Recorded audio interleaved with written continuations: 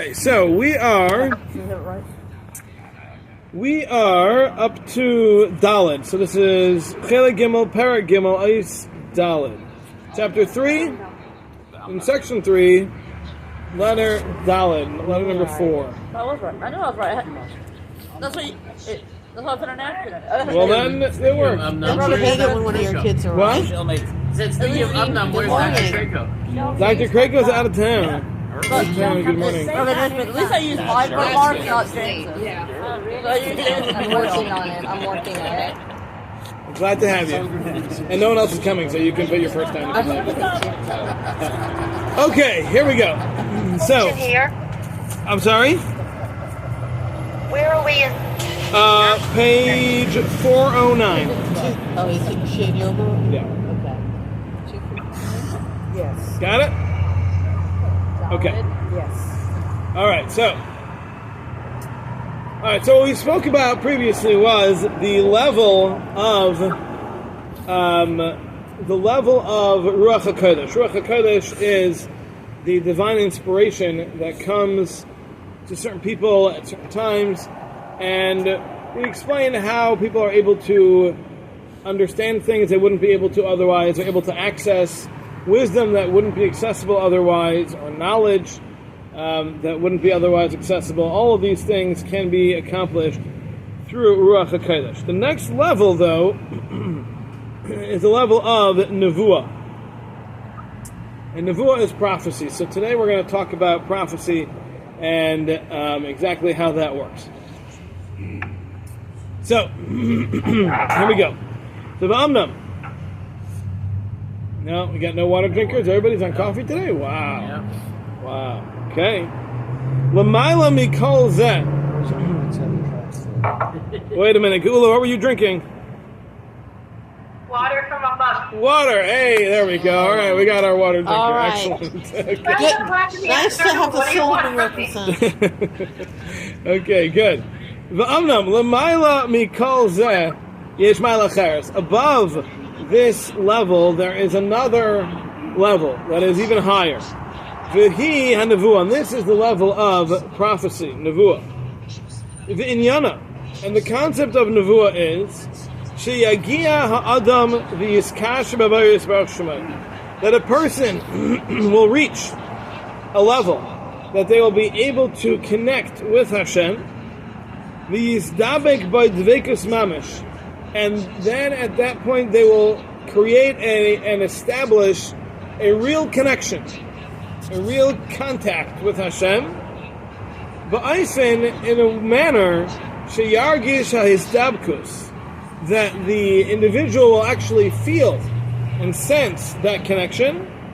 V'yasig mashu mizdabek bay, and he will be able to understand to a degree that which he is connecting with. Dahainu, referring to Hashem's glory. As we will explain further. So, what he's saying is, the concept of prophecy is that a person is able to rise up to a level that they connect with Hashem, and that connection is what we call prophecy. Okay? So it's not about a message, it's not about a mission, it's about a connection to Hashem. That connection is called Nevuah. Okay? Now we'll see how that translates into messages and missions and things that we're familiar with the concept of prophecy. But the core, the basic idea of prophecy is a very high level of connection to Hashem. Now, understand that he mentions that he will be able to connect with and understand to an extent. He doesn't say it's Hashem himself. He says it's Kavayda Yisbarach, it's Hashem's honor, Hashem's glory, which means that a person cannot ever, even in a state of prophecy, actually understand Hashem. It's well beyond human capability. But a person can, to some extent, in some way, understand the glory of Hashem, the greatness of Hashem, and that is what we're talking about connecting with. So we're not connecting with Hashem himself per se, but it's connecting with Hashem's aura, Hashem's majesty, whatever that means. But it's just recognize it's not connected with Hashem himself. That's not a possibility. Okay? Yes? That was only Moshe, right? We'll see about Moshe. We'll see about Moshe. He's gonna talk about that. Even Moshe only had a certain amount. Yeah. Okay. V'yeh hadavar barur etzloi. Now this, whatever it is. Sorry, hold on.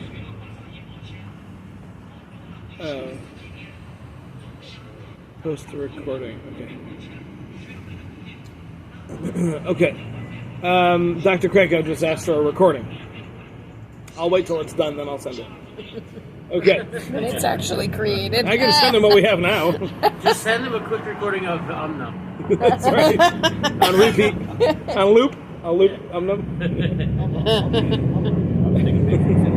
So, that's really what Cookie Monster is saying, by the way. That's what Brad just said. That's so funny. Okay. So this Yes, he was is... a water drinker, not a dog. I think my question is, instead of when we say Amnam and we don't have a l'chaim on water, maybe we should have a l'chaim on a mazonos. L'chaim on the Mazonos. I'm not against it. In honor of Cookie Monster. In honor of Cookie Monster. I'm all for it. Okay, so v'yiyeh hadavar bor etzla yemurgash mimenu. This vision, this understanding that he will have, will be clear to him. It will be felt. It will be sensed. It will be like a physical sensation. B'li safek klal, without any doubt. It's going to be absolute clarity. Kederech shelo yistapik b'davar gashmi. The same way you have no doubt about something physical. You know this is a table. There are no questions in your mind. You don't have a doubt as to whether or not this is a table. That's the kind of clarity that the individual will have of Hashem's message or aura, whatever it is, through the concept of nevuah. That degree of clarity. V'hine ikar hanevuahu. Now, the main concept. All right, 4 out of 6, not bad. Or 5. Okay. That real quick. Yeah. Ikar hanevuahu. The main core concept of nevuah is hasig hadvekus hakasher hazeh. Is reaching this connection, this relationship with Hashem. While a person is still alive. Meaning to say, this is a level that would make sense for a neshama when it's no longer inhabiting the physical realm. That would make sense. A neshama that's reached a very high level is going to connect to Hashem in a close way when it's no longer bound by a physical body. That makes sense. But the concept of nevuah is reaching that level while still within your body, while still alive, while still here on the physical world. To reach that level, that's the concept of nevuah. This is obviously a very high level of perfection that a person needs to reach to be able to attain this degree of contact with Hashem. Okay? Can we make the analogy that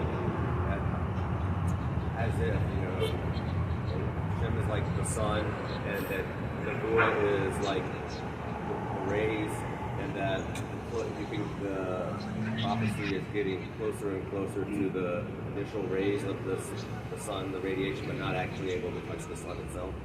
Okay. Stephen would like to compare this to the sun, and the concept of the Nevuah is the light that comes from the sun, and the Navi is the one who's able to perceive that light. Is that what you're saying? Yeah, it's basically. Get closer and closer, but without being able to actually touch it. the sun. Something like that, yeah. Yeah, sounds good. V'ulam. However, Yislav elazeh Yedias v'haskalas. What will accompany this connection is the knowledge and the wisdom that we're familiar with when it comes to Nevuah. That the messages, that wisdom, that greatness, that we're familiar with, that which what we call prophecy, that's just something that kind of comes along with the territory of reaching this level. Being on the level, that's the main prophecy. That's the concept of Nevuah. Now, along with that, our messages, wisdom, understanding, knowledge, all these things kind of just come along. They're byproducts of being on this lofty level of connecting with Hashem. Ki amnam yasig al yedei zeh, because through this a person will be able to understand in yanam amitim v'nechbadim ma'od, things that are true and extremely lofty. Through this connection, through being on this lofty level and tapping into this core, this source of Hashem, you're going to inevitably have vistas open. There's going to be knowledge that you will have never been able to understand that will now be known to you. There are going to be just all sorts of esoteric levels that you'll be able to be privy to now that you're standing at this point, that you're connected to Hashem. So all those other knowledges and wisdoms and stuff that we're familiar with, that's all a byproduct of that closeness. The main idea of prophecy is the closeness itself. Does one have to reach Ruach HaKodesh before Nevuah? You have to reach Ruach HaKodesh for Nevuah. Okay, so he's gonna contrast them in a little bit. So let's wait till we get there and we'll talk about it. I guess I'm kind of wondering, does this mean you'll be perceive things with a little bit of a lack of time, like we mentioned, to be able to be above time itself? In a way, like to see the future? Your perception. Well, that's because that's what, in a way, let's take Elisha Navi, like, he sees the Isha Shunam is coming prior to her actually coming. Seeing the future. Yeah, I mean, you're not bound by the physical barriers. So we talked about that. We talked about the idea of not being bound by the realm, the physical realm at all. And that we spoke about already with Derech Hashem. That's what I'm saying. So certainly that would be a possibility. This is a higher level. Is beyond that? Yeah, that's how we started. The very first words that he said when we started in Daled was Amnam. I'm sorry, not the very first word. The word after Amnam is Lamayla. We call it Yeshmaila Acher. So it's a level above the prophecy, above Ruach HaKodesh is a level of prophecy. So that's kind of what I was saying. What I was kind of asking in my original question. So how does this go beyond that? So he's going to contrast them. He'll contrast the two of them shortly. We'll get there. Okay. So now, the things that he'll be able to understand, he says, are misisrei saidaiso shel HaKadosh Baruch Hu. Some of the hidden secrets of Hashem. V'yasigim beberer, and yet he'll be able to understand them with clarity. There's going to be a clarity of even the lofty secrets of Hashem. B'derech haskala hanishpa shezacharnu, with the method of the shefa coming down to give this individual a degree of wisdom that he would not have been able to have in natural course.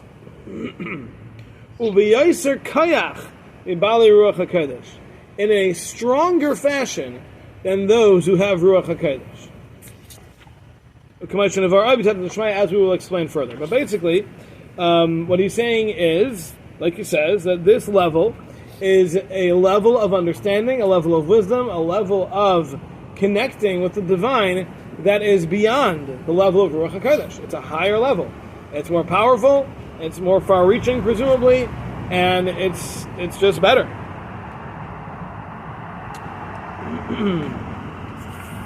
So,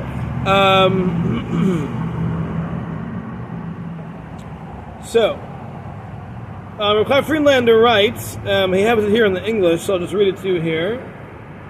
the distinction between prophecy and Ruach HaKodesh. Whereas the primary objective of Ruach HaKodesh is the comprehension of information that would normally be beyond human intellect, the primary objective of prophecy is one's connection to Hashem, with the acquisition of new knowledge being incidental to the actual state of prophecy. Okay? So, Ruach HaKodesh is a means to an end. It's a means of getting information to somebody. Prophecy is a state of being. A person is in a state of prophecy means that they are on a level of connection to Hashem that's beyond all other levels. And then, once you're there, well, yeah, you'll be privy to all sorts of cool information. But that's not the goal. And that's not the source. Where it comes from is the connection. As opposed to Ruach HaKodesh, which also needs a certain degree of connection. But the Ruach HaKodesh is a particular shefa that Hashem sends to an individual to give him a piece of information, to give him an understanding of something, to give him knowledge about something. But that's not Nevuah. Nevuah is being on a level of connection with Hashem that is just above all else. And once someone reaches that, are they, even if they're not getting messages all the time, do they just exist at that level? Do they just exist at that level? Well, they can exist at that level. I don't know that that's a level that's always attainable at all times.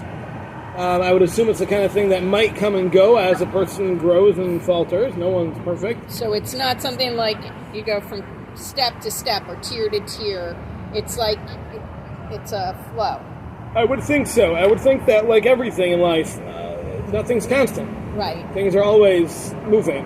And since this is something that depends on your personal level where you're at, that's constantly changing. So it's not like you've received that title of it. Correct. It's like anybody who's has been like kind of deemed that after their life. No, it's something that's a level that's achieved during your lifetime. Now, is it possible to fall from that level? I would think it's certainly possible. I would think so. It happened with Yaakov Avinu that they said he lost his before after Yosef disappeared for a long time. Yes. There's some trouble. They found Yosef again. Yes.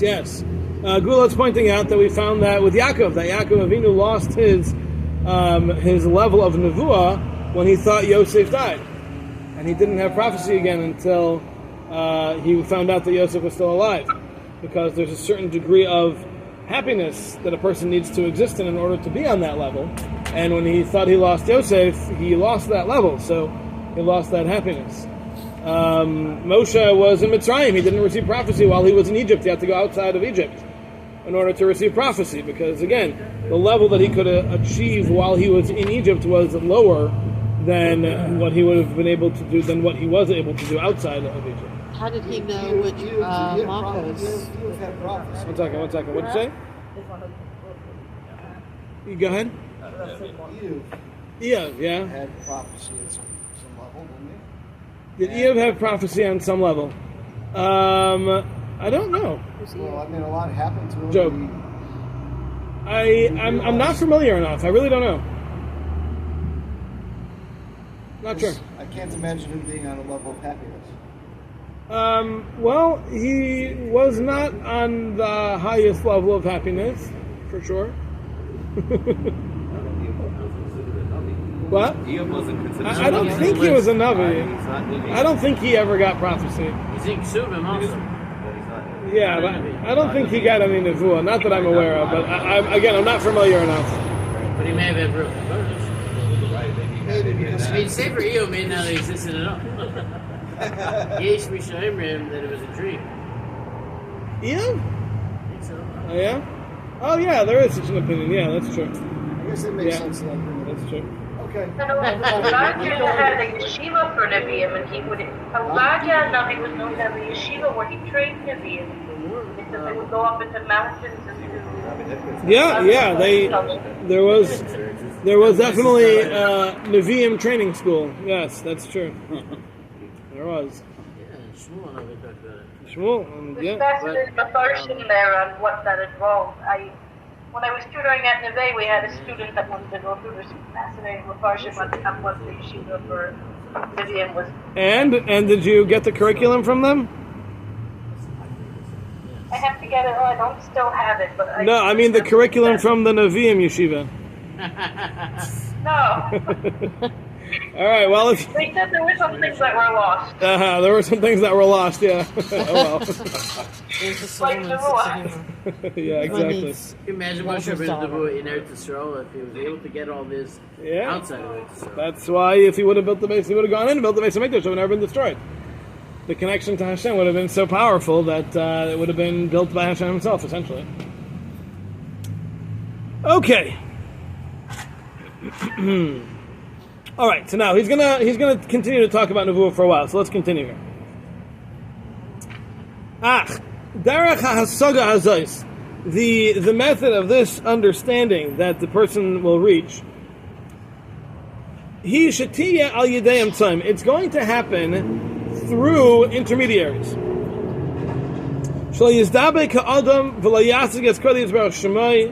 Because a person will not connect and understand the glory of Hashem like someone who sees his fellow. It's not going to be like a regular physical interaction. It's not that. It's through messengers. Yishamshu lahasaga shimush hazuchuchis la'ayin. These messengers, we'll call them malachim just to keep it simple, will function like lenses do for the eye. She'al yadam yusag hakavod, that it's through these lenses that the individual will be able to perceive Hashem's glory. Achamusag, but that perception, be'emes yiyah kavod v'loy acher. It's going to be Hashem himself. What they're seeing is Hashem's glory itself. Ela shenishtana hasaga, but the degree of that perception will change based on the degree of, or the different types of lenses of these intermediaries that will be in between. Just like looking through lenses or mirrors. And through that there will be different levels of closeness or distance. As well as the clarity or blurriness of these lenses. You guys just realized why the Mormons talk about the guy with the glasses. That's right. That's right. So, what he's saying here is that, yes, there is a degree of understanding of physical sensation, of experiencing something like you would in the physical world, but it's slightly obscure. It's still not direct. I would say it's similar to touching something while wearing a glove. You can feel it, but it's not the same as if you're touching it with your skin. So it's the same thing. It's the vision is there, but it's through a lens. It's not quite the same. You look at something through a telescope, you can see with good clarity if it's focused properly. You can see something with clarity, but you're not actually seeing it. I mean, yeah, you're technically seeing it, but your vision is so changed because of the lenses that it's somewhat removed.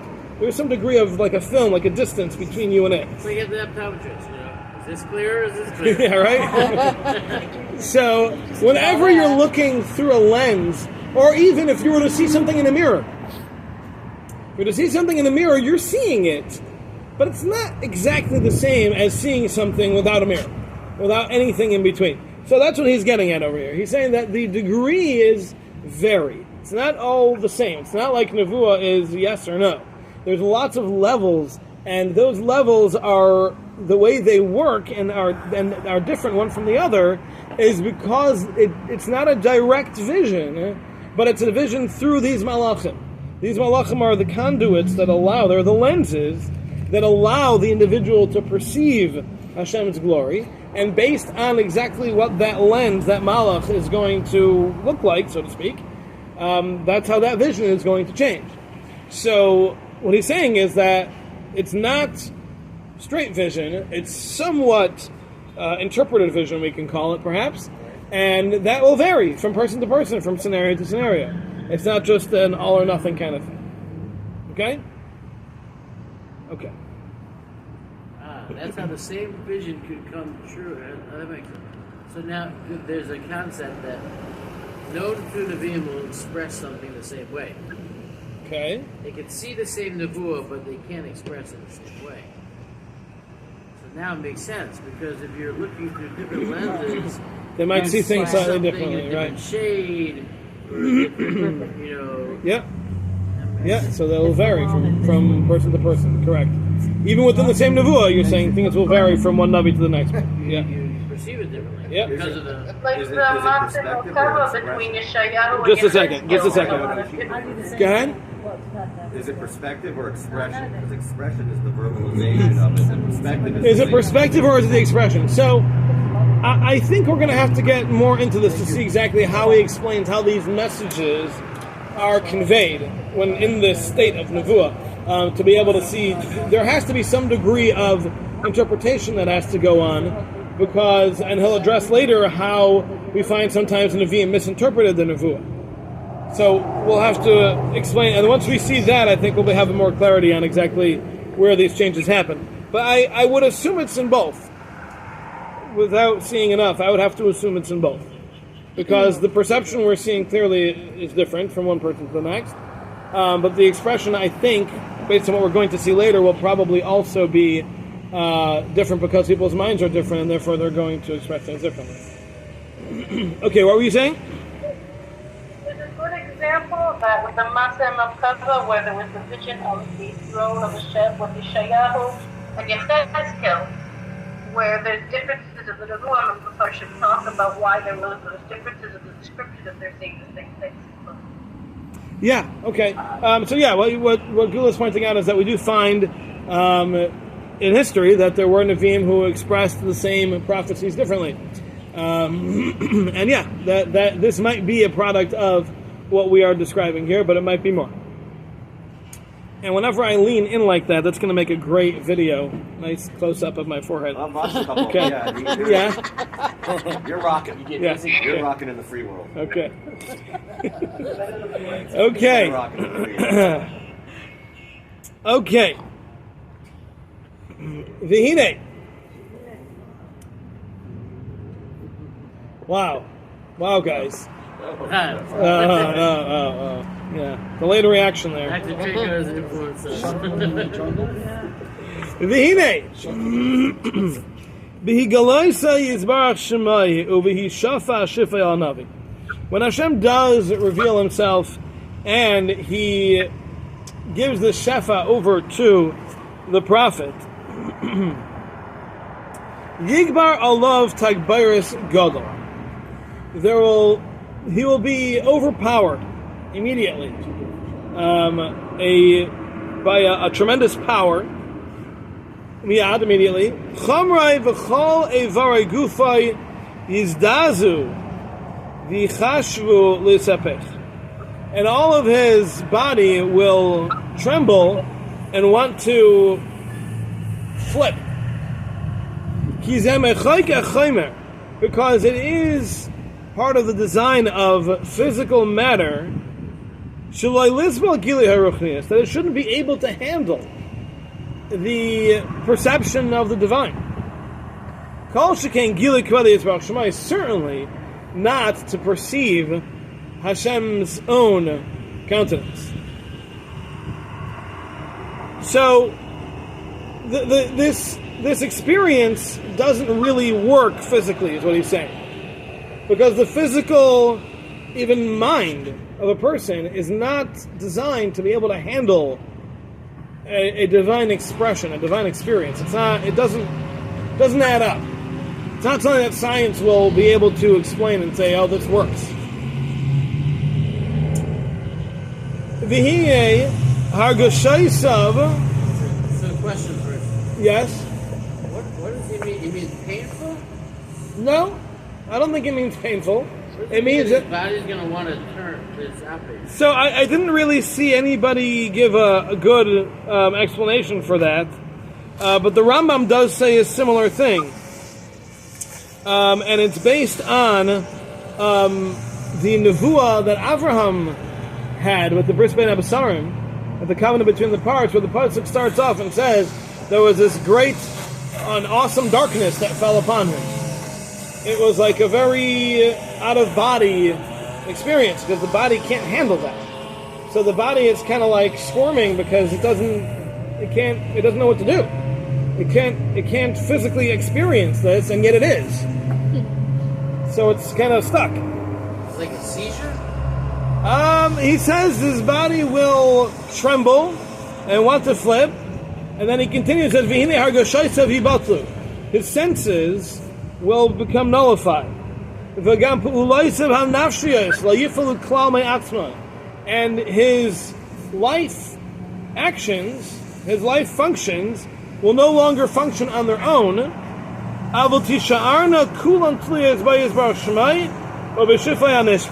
Rather, they will be hanging, they'll be dependent on Hashem and the Shefa. So what he's saying here is a very interesting concept, and that is that Hashem's revealing himself to someone, let's just say, is an experience that the body can't handle, and Hashem therefore has to infuse new ability to exist and to live into this person. Because without that, the person wouldn't be able to continue to exist the way they are. Like how we were when we received the 10 Commandments. Exactly. So I bodies. think that's exactly what happened when we got to Har Sinai. We got to Har Sinai and Hashem spoke to us. We perceived Hashem. We heard His voice. We heard Him Himself. And that expression was so powerful that we all died. Well, what is that supposed to mean? Why are we all dying? So I think this is it. I think this is the idea. Because the physical cannot experience that. It just doesn't work. So Hashem... A Kriyas Yamsuf. How did we see it at Kriyas Yamsuf? Okay, it's a good question. So it seems that the level that we had at Kriyas Yamsuf, the level of proximity that we had to Hashem at Kriyas Yamsuf was not the same as it was at Har Sinai.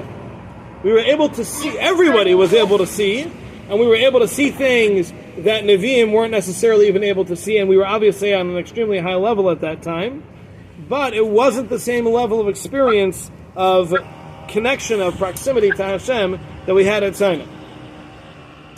So, like he's saying here, there's no way for a physical person to continue to live and function when in this state.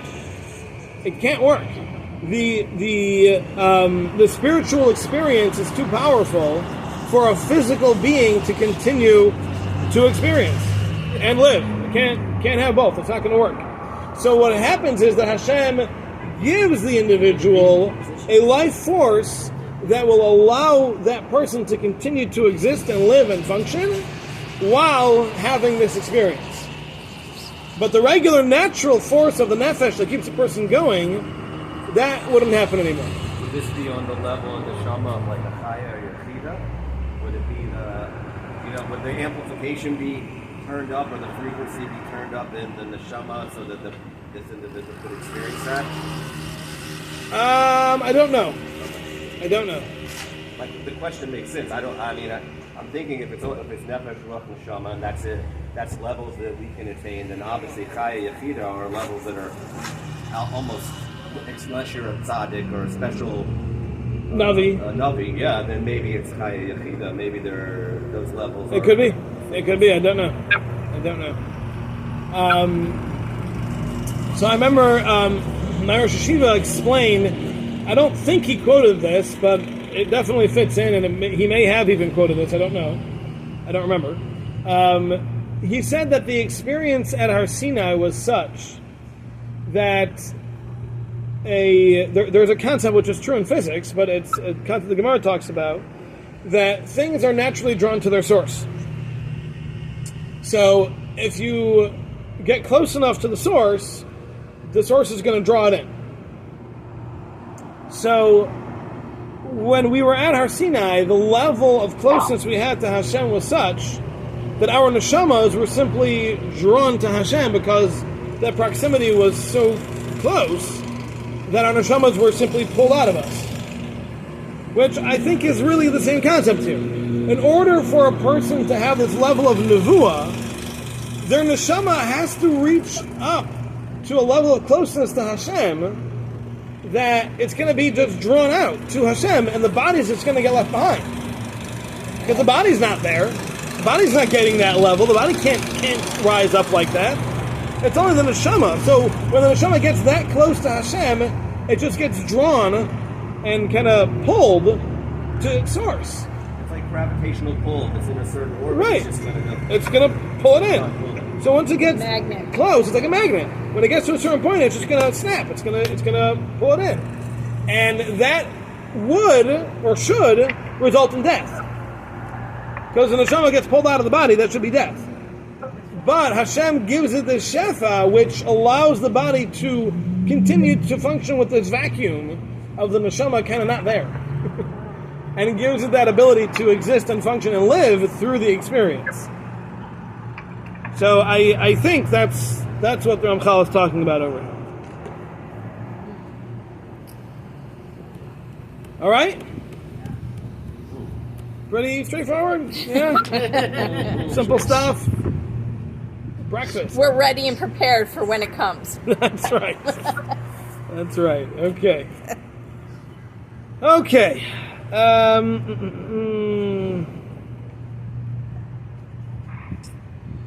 Okay, 1 second.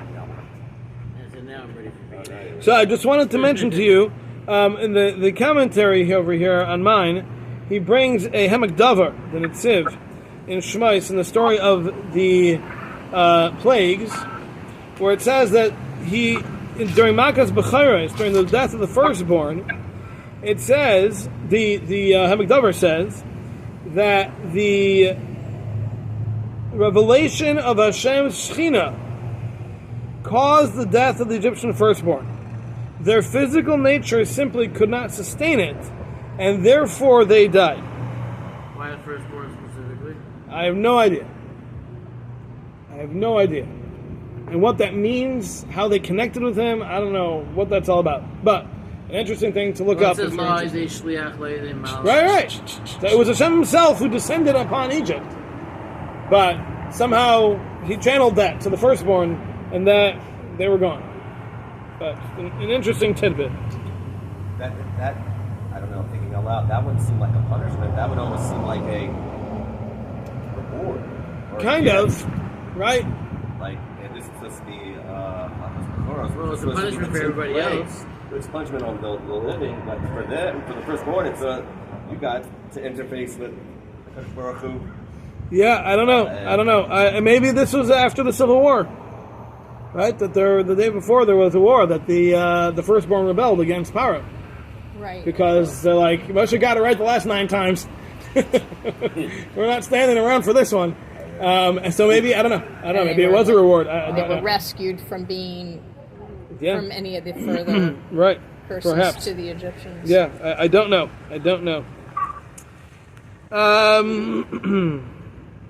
Okay.